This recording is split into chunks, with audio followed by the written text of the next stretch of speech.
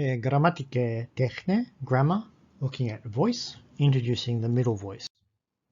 In this lesson, we'll cover the fundamental nature of the Greek voice system as an active middle system. We'll look at how it differs from active-passive systems, and we'll conceive of the middle verb usage patterns. That is, we'll look at how middle voice verbs are used. So we're talking firstly about diathesis. What is diathesis?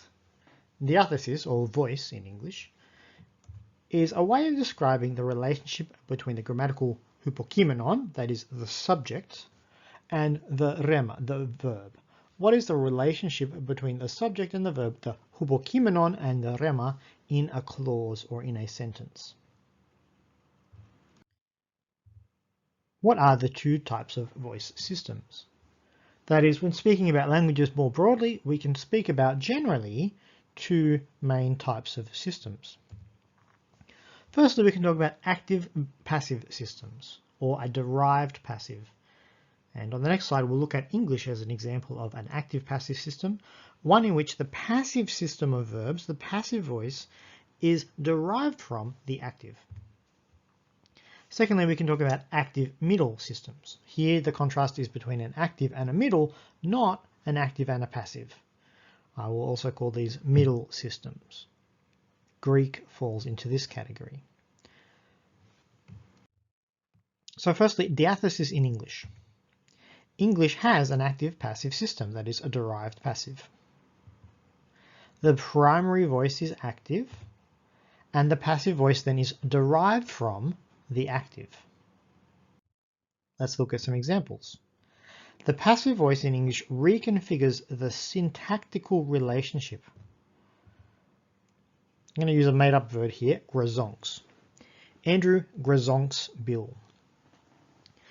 So within the event, within the occurrence, within the action of grazonking, Andrew is the agent and the subject. This is an active sentence, right? Andrew is the subject, the grammatical subject of grazonks. Who does the grazonking? Andrew does it. And so in an active sentence, the agent and the subject overlap. The agent is the one doing the action. And so the second category, the subject category, is a grammatical one. The first category there is a role one. It's the role of the noun, Andrew, within the action, within the event. Bill then is both the patient and the verb complement, what many people would call a direct object. That is, he completes, well, the noun Bill completes the sense of grazonks. Andrew grazonks Bill. And so Bill is the one experiencing, as a patient, undergoing the experience of grazonking. So verb complement or direct object is the grammatical slot that Bill fills. Patient is the role slot that he fills within the event of grazonking. Now the same sentence when it becomes passive in English. Remember, the passive here is derived from the active, and so it reconfigures the syntax. Bill is grazonked by Andrew. Now Bill is the subject, the grammatical subject of is grazonked. Is grazonked. But within a passive sentence, the grammatical subject, the hypokimenon, indicates not the agent, but the patient. So we've shifted the subject role, the subject slot, from being indicating the agent to indicating the patient. Bill is grazonked. And then we express by Andrew. The agent now is expressed as an oblique constituent. That is, in English we use a preposition by, and then we indicate the agent. But it's not necessary. That's partly what we mean by oblique. It's not necessary to indicate by Andrew. We can just say Bill is grazonked. We can indicate that an event happens, grazonking, and we can indicate who experiences it, the patient, Bill. Bill is grazonked. And so the passive, by reconfiguring the active relationship, shifts our focus to the one who experiences it and defocuses the agent. So that's English. We're about to go into Greek, but let me say a lot of people understand or are taught, and including our textbook to be honest, Greek as a three-voice system, active and passive, and then middle as somewhere in the middle. That is, they think of these two categories, active and passive, and then they think of the middle as a third category in the middle.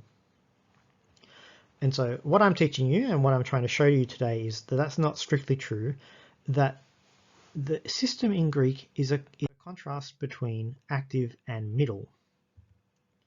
Greek has an active middle system. Our terms for this in Greek, and I'll be using these more frequently, he energetike diathesis and he mese diathesis. He energetike diathesis, he mese diathesis. So he mese diathesis represents a semantic, not a syntactic rearrangement. If you shift a sentence from the active to the middle, from energetike to mese, then you're changing the meaning, you're not necessarily changing the syntax. So when you see a middle verb in Greek, do not assume that this is a passive expression. That is, we haven't moved the subject from being the agent to the patient. Sometimes we have, but that's something else. Instead, mese diathesis is a field or a continuum that embraces a range of uses, which in English might be active or passive. So here the point is, don't assume that English is, or another language, is your point of reference.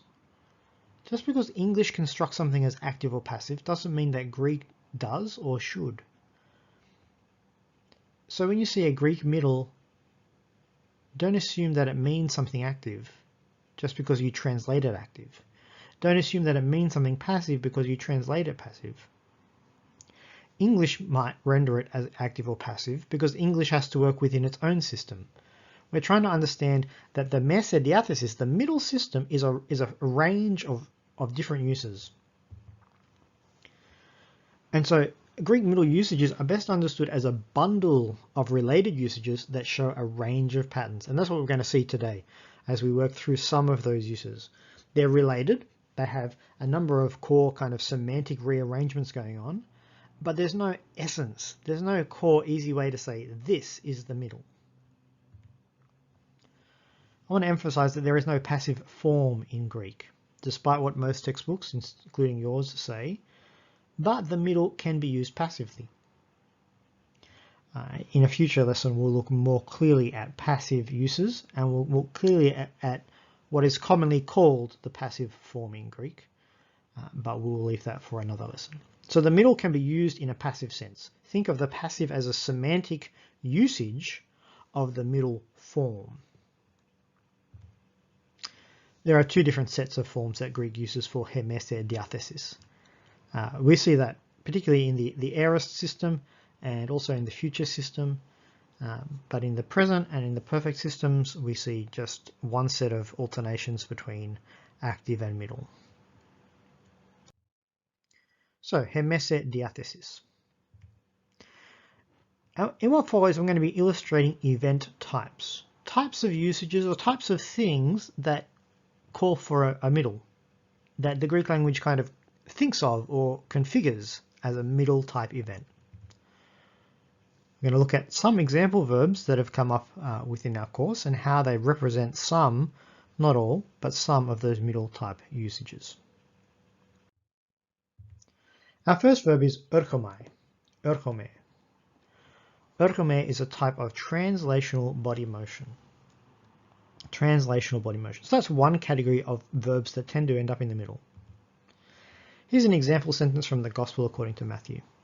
Idou, ho numpios erchete. Look, the bridegroom, numpios, is coming.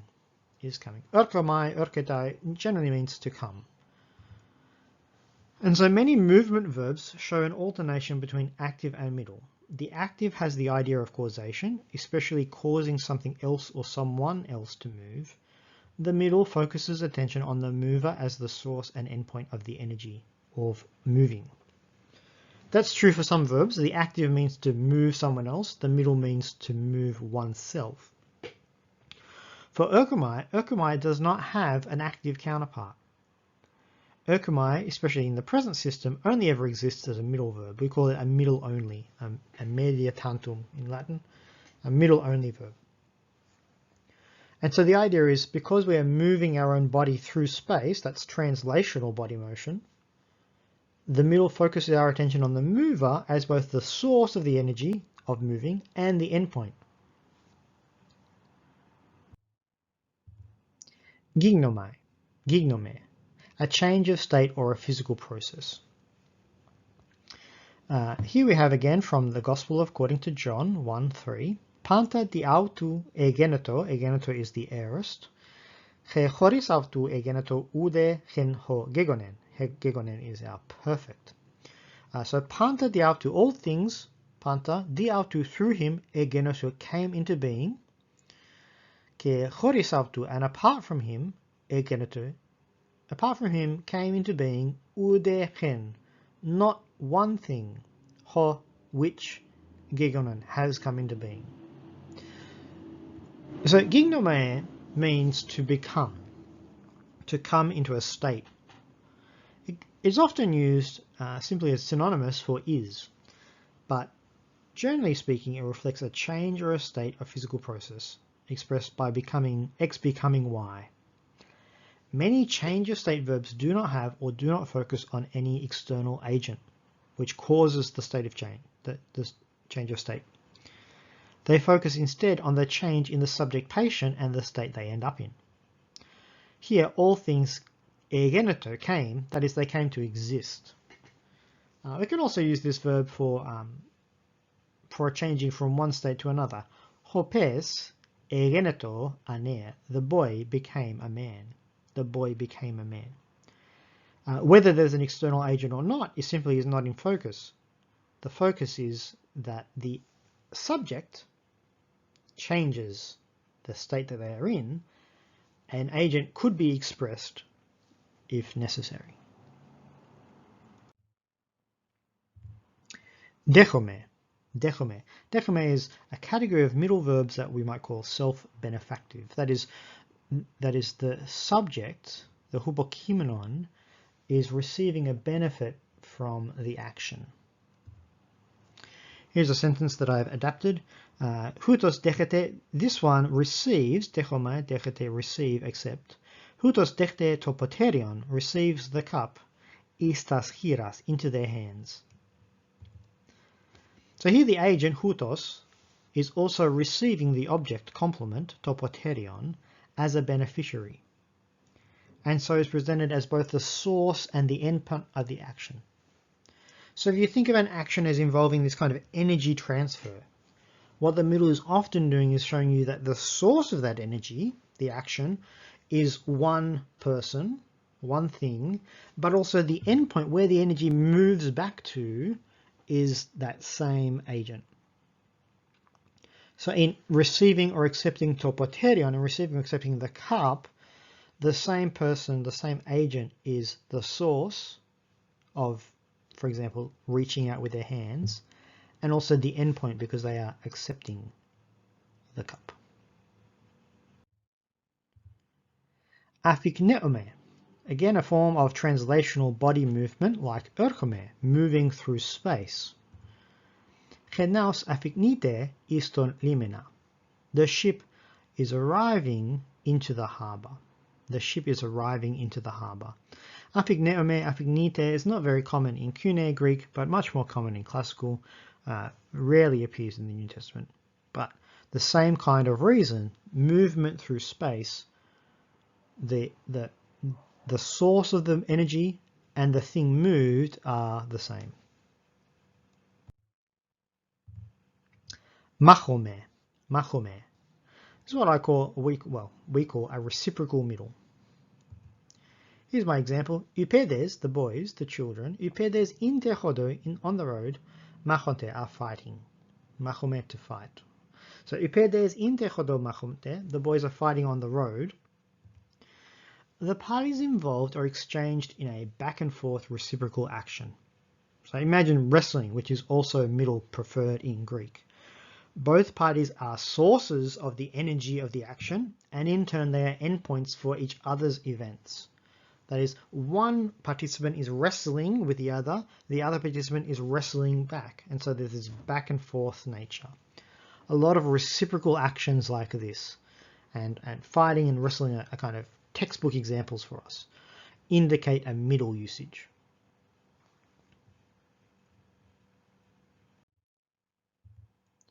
Hegeome.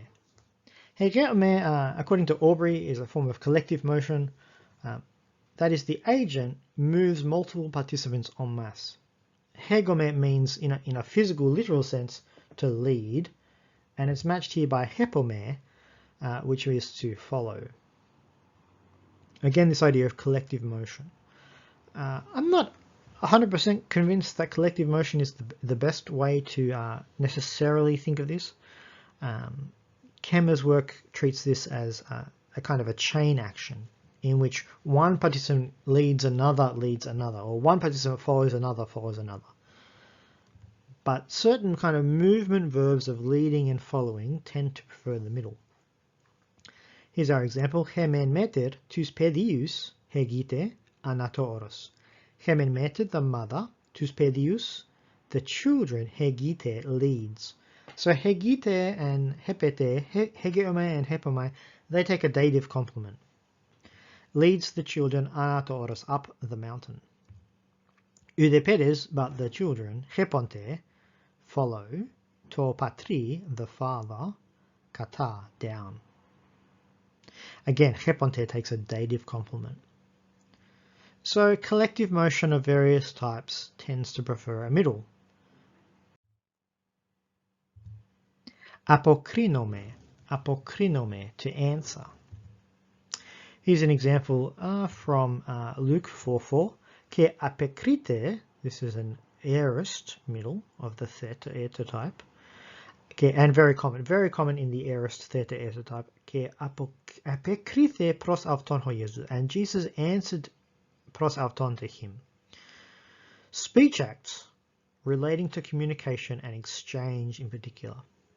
So not all speech acts opt for a middle, but when they do opt for a middle, they present the speaker as both source and endpoint of a kind of relational arc. And so because apokrinoma is a reply, it is part of an informational exchange in a reciprocal event in conversation. A great example of reciprocal speech is diolegome, to discourse, to discuss, to dialogue, diolegome. Apokrinome, there is an active form of apokrinome, but it's different in meaning. But when it's used in the middle, it means reply, because I would say because it's part of this informational exchange and a form of reciprocal speech. Many specific speech words prefer the middle. Voulome. Voulome is a type of a change of state, especially of a mental process, a psychological change of state. And so quite a few psychological and perception words tend to be middle preferred or middle only. Here's our sentence adapted. Che murine u vulete allon muton legin. Maureen does not want, u vulete, to legin, to tell, allon muton, another story. So there's no indication here that she did previously want to tell another story, but vulete seems to be in the category of a mental process. Many psychological or mental state verbs prefer or only have a middle expression. The subject is in view as the experiencer and the patient, and the idea of an external cause is defocused. We're not interested in some external cause as to why she does not wish to tell another story, but she is the one experiencing the mental state and as the one not wishing to tell another story. Some of these are easier to see than others, let me say. It's not necessary for you to have this kind of deep, in-depth grasp of why every particular verb is middle, but it is helpful to see the patterns, to see how they're laid out. Here we have a couple of contrast pairs. So I've got phobeo, phobeome, and peto, petome. And so we're contrasting here mental processes, and the active form, phobeo and peto, is causative. And then the middle form is anti-causative. And that's a particular type of middle. And so here we're going to have some contrast examples. Toterion for vi ton andra. Toterion for vi ton andra. Toterion, the beast, for vi, frightens, causes to be afraid, ton andra, the man. So in the active, there's a definite causative sense. The transfer of energy is the beast is making the man scared. Then the anti-causative, ho aner for vite, the man is afraid. There's no cause in the second sentence. Ho aner for vite toterion, the man is afraid of, we would say in English, the man is afraid of the beast. Does not mean that the beast is frightening the man. The accusative here, the etiatike, indicates in what respect the man is afraid. The man is afraid in respect of the beast. It does not, that conversion is not perfect. Pethi and pethete. Hemen melita pithi ton patera, hode pithete avte. Hemen milita Melissa pithi persuades ton patera, persuades her father. So pithi in a causative sense is to persuade someone. Hode, but, and he in turn, pithete, we normally gloss this middle as obeys. Pithete avte, obeys her, takes a dative complement in the middle, and it defocuses the agent. That is, it defocuses her because the idea is that ultimately he is persuaded. He is persuaded to carry out whatever she has said. But in focus is not the cause of the persuading, but in one sense the result of the persuading. That is, that he is persuaded to carry out what she wants. So we often find where there's an active and a middle, there's this contrast between causative and anti-causative. Osphrenome. This comes up in Athenaze in relationship to the Minotaur. This is what we call a perception middle. The cause is considered a stimulus. The subject is focused as the experiencer. So many middles focus on the subject as the experiencer of the event. The active, which is quite rare, would have a causative sense, to cause someone to smell. This is not a very common verb, but to smell, to experience a smell. I've taken an example from Herodotus. Hos osfronto, here we have ipu is the subject. Hos osfronto tachista ton kamelon ipu. As quickly, I'll just translate this, as quickly as the horses ipu smelled, osfronto smelled ton kamelon, smelled the camels. No, the camels here are the genitive because they're the kind of the source of the smell. The smell itself is the thing, the stimulus. The source of the smell, though, is ton camelo. So as soon as the horses smelled the camels, I'm pretty sure they get frightened and run away in Herodotus. So many verbs of perception prefer a middle because the subject is the experiencer. A few other verbs that come up in our course so far. Egirete to get up. So egirete helpes, the boy gets up. A lot of verbs involve bodily motion, as we saw, whether they're movement through space, translational, or whether they're positional, that is lying, standing, those kinds of changes of position, they prefer a middle. And there would be a causative counterpart. To get someone else up, hopes egiri. The boy gets someone else up. But to get oneself up, middle. Luete hepes, the girl washes herself. Self-grooming verbs, particularly to do with washing, self-care, haircutting, all those kinds of things, prefer a middle. If they're found in an active, then it's really someone else doing it. If the girl is washing someone else, it will go to an active. But luete, the middle, is common because self-grooming is in focus. And then the last one also picks up something in the Athenaze course. Ho agonistes perete to atlon. This is a slight adaptation of the sentence they give. The contestant carries off the prize. Agonistes, contestant. Perete, the middle of pero, to carry. Here it's self-benefactive. They carry off the prize, i.e. for themselves. The action is not focused on the prize, but really on their reception of the prize. And so I just want to wrap up here a little bit on the Greek middle voice. In one sense, it's not something you need to conceptually master all at once. But it is necessary to stave off some false ideas right at the start, and that's why this video is here. To get you away from thinking in terms of English and get you thinking in terms of, here are a number of uses that Greek wants to put into the middle, which is a large category that includes passive structures, but it's not so nebulous as many people make it out to be. And the more you see middle verbs and the more you get used to thinking of them in the categories that they come in, and the less you think they're weird, and the less you compare to English, the easier it will be to come to grips with the middle system in Greek.